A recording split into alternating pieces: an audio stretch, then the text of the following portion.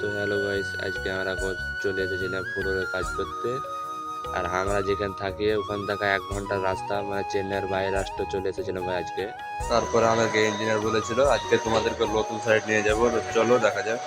তো 1 ঘন্টার রাস্তা, তো আমাদেরকে ইঞ্জিনিয়ার বললো যে তোমরা শুতে যাও, তোমাদেরকে সাইড আসলে তোমাদেরকে তুলিয়ে দেবো। তো আমরা ঘুমিয়ে গেছি।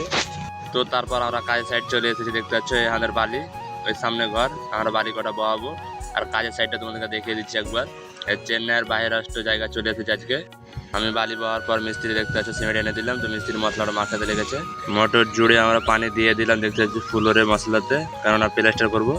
তো মশলা মাখিয়ে দিলাম। তারপরে মিস্ত্রি দেখতে পাচ্ছ পাটা মারতে লেগেছে, টিপ মিপ রেডি করে নিয়েছে, তারপরে পাটা মারছে।